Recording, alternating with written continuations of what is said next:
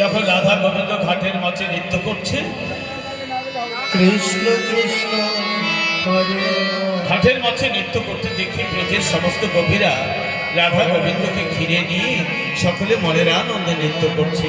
তাই তো ঘাটের মাঝে ভক্ত ভগবানের এক আনন্দ মেলা তৈরি হয়েছে। ভক্ত ভগবান মিলেমিশে এখানে একাকার হয়ে গেছে। কৃষ্ণ কৃষ্ণ হরে হরে হরে রাম হরে রাম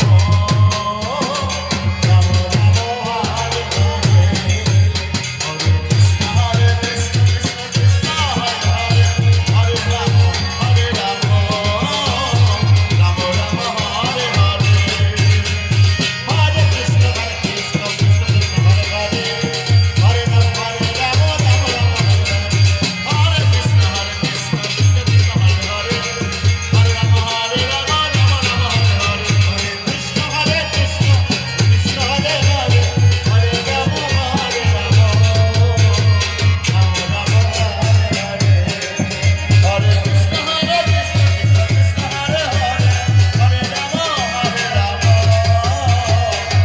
রাম রাম হরে হরে হরে কৃষ্ণ হরে কৃষ্ণ কৃষ্ণ কৃষ্ণ হরে হরে হরে রাম হরে রাম রাম রাম হরে হরে হরে কৃষ্ণ হরে কৃষ্ণ কৃষ্ণ কৃষ্ণ হরে হরে হরে রাম হরে রাম রাম রাম হরে হরে হরে কৃষ্ণ হরে কৃষ্ণ হরে রাম হরে রাম রাম রাম হরে হরে কৃষ্ণ হরে কৃষ্ণ কৃষ্ণ হরে হরে হরে রাম হরে রাম রাম রাম হরে হরে হরে কৃষ্ণ হরে কৃষ্ণ হরে হরে হরে রাম হরে রাম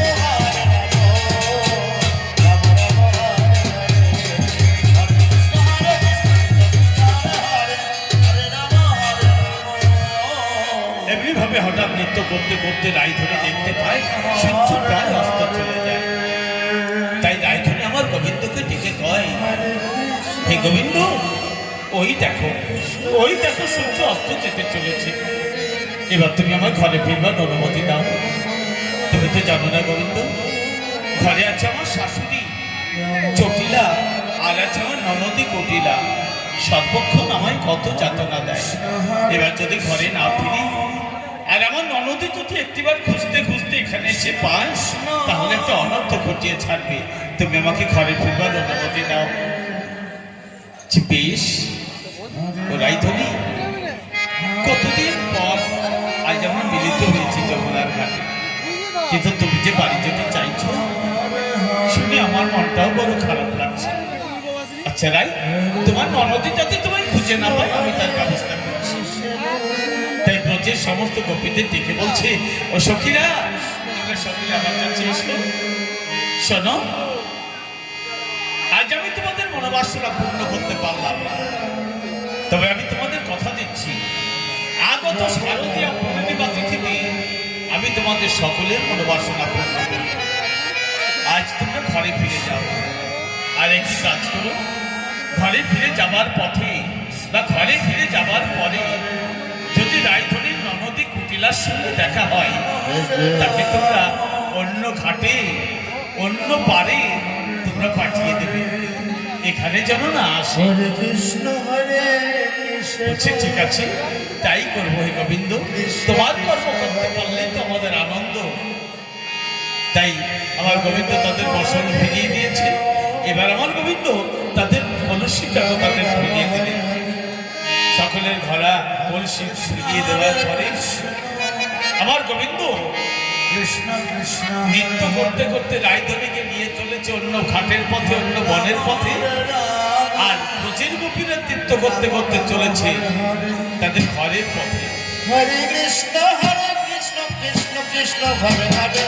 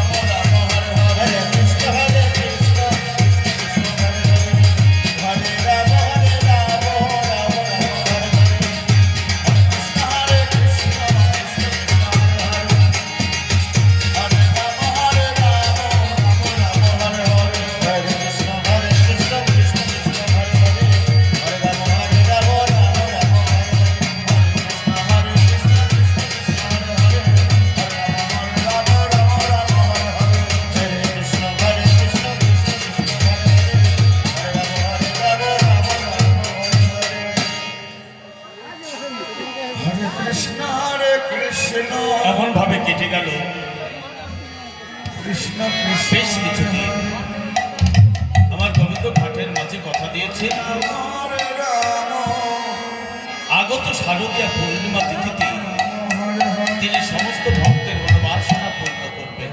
কৃষ্ণ তাই এমনি ভাবে আমার গোবিন্দ বৃন্দাবনে হরে ঘাটে বনে ব্রজের গোপীদের নিয়ে আমার গোবিন্দের বড় ভক্তদের নিয়ে লীলা করতে করতে এসে গেছে সেই শারদীয়া পূর্ণিমা তিথি।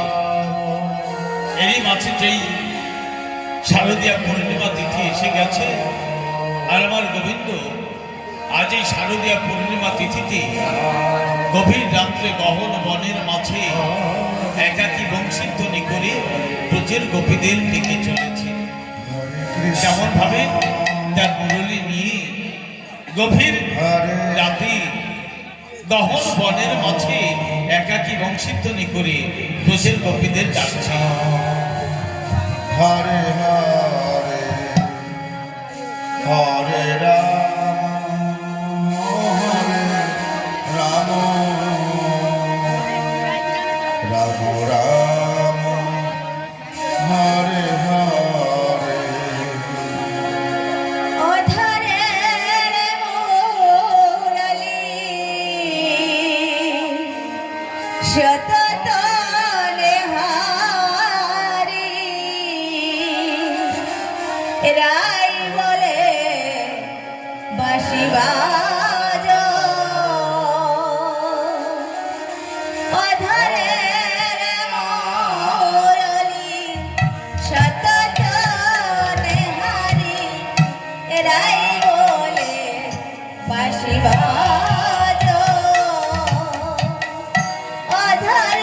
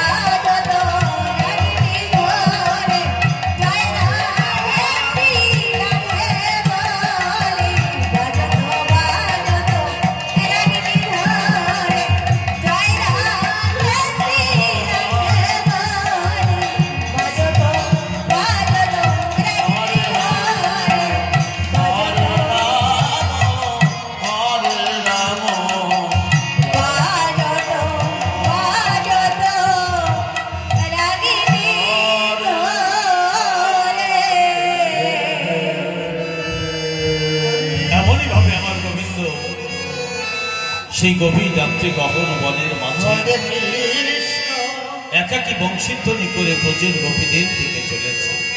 কৃষ্ণ আর আমার গোবিন্দের বংশীধ্বনি শুনে ব্রজের সমস্ত গোপীরা তাদের ঘর সংসার স্বামী সন্তান সকলকে ছেড়ে যখনই আমার গোবিন্দের বংশীধ্বনি কর্ণে পৌঁছেছে সঙ্গে সঙ্গে উন্মাদের মতো ছুটতে ছুটতে সকলে চলেছে সেই গহন বনের মাঝে। রাম রাম হরে হরে হরে কৃষ্ণ কৃষ্ণ কৃষ্ণ হরে হরে হরে রাম হরে রাম রাম রাম হরে হরে হরে কৃষ্ণ হরে কৃষ্ণ কৃষ্ণ কৃষ্ণ হরে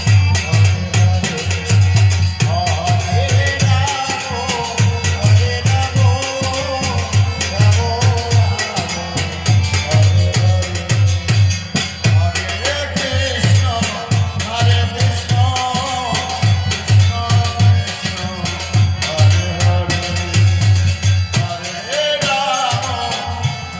রাম রাম আমার গোবিন্দের এই বংশীধ্বনি শুধু যে ব্রজের গোপীরা শুনেছে তা নয়, এই ব্রজের বাইরেও এই ব্রজধামের বাইরেও আমার গোবিন্দের অনেক ভক্ত আছে। আমার গোবিন্দের আরো ভক্ত আছে এবং আরো গোপীরা আছে। যেমন কৈলাসে বসে আমার গোবিন্দের আরেক ভক্ত তিনি শুনতে পেয়েছেন গোবিন্দের বংশীধ্বনি কে সে? স্বয়ং মা পার্বতী। স্বয়ং মা পার্বতীও তিনি কৈলাসে বসে আমার গোবিন্দের এই বংশীধ্বনি শুনতে পেয়েছেন। গোবিন্দের বংশীধ্বনি শুনে তিনি সকলকে ডেকে বলতেন, গোবিন্দের বংশীধ্বনি শুনে পার্বতী মনে মনে ভাবছে, ওই ওই বৃন্দাবনে গোবিন্দ বংশীধ্বনি করে প্রচুর গোপীদের ডাকছে, আজ বৃন্দাবনে রাসলীলা হবে, আমাকেও আমি যাব গোবিন্দের রাসলীলায় অংশগ্রহণ করতে। আবার ভাবছে তাই তো না, আগে যাই আমার স্বামীর কাছে, আমার স্বামীর অনুমতি নিয়ে তারপর যাব বৃন্দাবনে। এদিকে তার কিছু পূর্বে মহেশ্বর মনের আনন্দে নৃত্য করতে করতে তিনি চলেছিলেন তার সাধনার স্থান হিমালয়। কৃষ্ণ কৃষ্ণ হরে হরে হরে রাম হরে রাম রাম রাম হরে হরে হরে কৃষ্ণ হরে রাম হরে রাম হরে কৃষ্ণ হরে কৃষ্ণ হরে রাম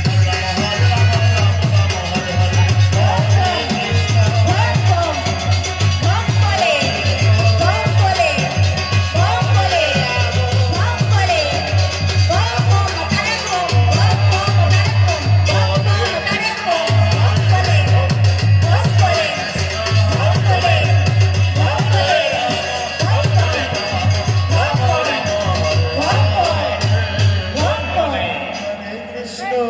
মহেশ্বর মনের আনন্দে নৃত্য করতে করতে এসেছে তার সাধনার স্থান হিমালয়।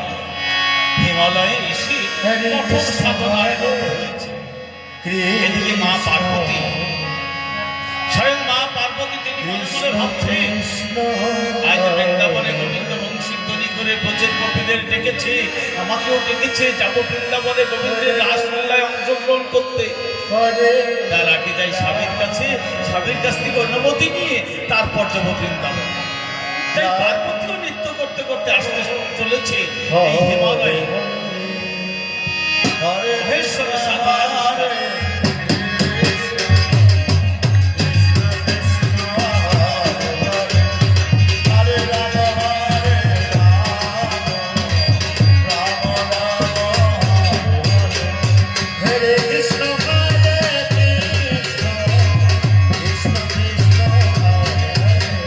Hare